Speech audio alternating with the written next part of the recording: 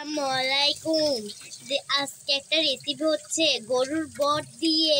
আমার আম্মু গরুর বটগুলো অনেক অনেক পরিষ্কার করে ধুচ্ছে, যেন একটুখানি ময়লা দেখা না যায়। আমার আম্মু গরুর বট, এমনকি ছাগলের বট, আমার আম্মু আনতে গিয়েছিল গরুর বট। আমার আম্মুকে দিয়ে দিয়েছে অর্ধেক ছাগল, অর্ধেক দিয়ে দিয়েছে গরুর বট। আমার আম্মু আর কি করার, এজন্য তোমরা দুই পাতিলে এভাবে কেটে নিয়েছি, সিদ্ধ করছে। পানিটা ফুটিয়ে নিয়েছে এবং কি প্রথমে দিয়েছে ছাগলের বট, লেবুর রস দিচ্ছে। অবশ্যই লেবুর রসটা দেওয়া জরুরি। পানিটা ফোটার পর গরুর বটটা এখানে দিচ্ছে। লেবু এখানে লেবুটা আর হলুদটা দিলে এটার ভিতরে যে দুর্গন্ধ থাকে সেটা চলে। হলুদ দিচ্ছে সুন্দর কালার আসার জন্য, এটাতেও সেম।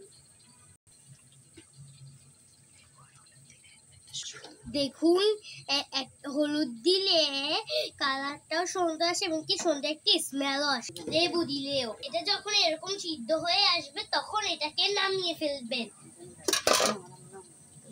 দেখুন আমার আম্মু নামিয়েও ফেলছে। এমনকি ছাঁকনি দিয়ে ছেড়ে ফেললে যে দুর্গন্ধ থাকে ওইটা থাকবে না। দেখুন এবার ছেঁকে ফেললো এবং কি লেবুগুলো এখন তুলে ফেলবে। এবং কি আগে যেরকম বেশি লাগছিল এখন বেশি থেকে কমে গেল কেন এটা আমিও জানি। এটা ছাগলেরটা সিদ্ধ করার পর এটা এতটুকু হয়েছে। দেখুন গরুরটা এখন সিদ্ধ হচ্ছে। যখন সিদ্ধ হয়ে যাওয়া লাগবে তখন চুলাটা মা কমিয়ে দিল। এখন সিদ্ধ হয়ে গিয়েছে, এখন নামিয়ে ফেলল। আম্মু এখন ঢেলে দিচ্ছে এবং কি দেখুন অনেক ধোঁয়া বের হবে তাতে। এবং কি তাড়াতাড়ি পানিটা ছাড়তে হবে, নয়তো এত ধোঁয়ার কারণে কিছু দেখাও যাবে না। দেখুন কত ধোঁয়া, এখন ধোঁয়া পরিষ্কার হয়ে যাচ্ছে। কালারটা কেমন হয়েছে দেখুন। হচ্ছে গরুরটা এবং কি সেম ভাবে এটার লেবুগুলো তুলে ফেলে দেবে। আমার আম্মু পেঁয়াজ কুটছে ওইটাতে দেওয়ার জন্য। আমার আম্মু রসুন বাটা দিয়ে দিয়েছিল, আমার আম্মু আদা বাটা দিল। এখন দিল মরিচের গুঁড়া, এখন দিল হলুদের গুঁড়া, এটা গরম মশলা বাটা, লবণ, ধনিয়া গুঁড়া, মাংসের মশলা। এগুলো ভালো করে দেখাইতে হবে। তারপরে দিচ্ছে একটু সরিষার তেল,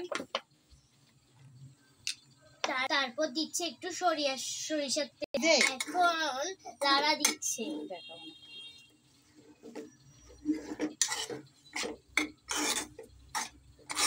এটা পুরোপুরি তৈরি করিনি, কালকে পুরোটা তৈরি করবো। এজন্য চ্যানেলটিকে সাবস্ক্রাইব করে দেবেন, তাহলে পরবর্তী আপনাদের কাছে অনেক তাড়াতাড়ি পৌঁছে যাবে। আসসালামু আলাইকুম।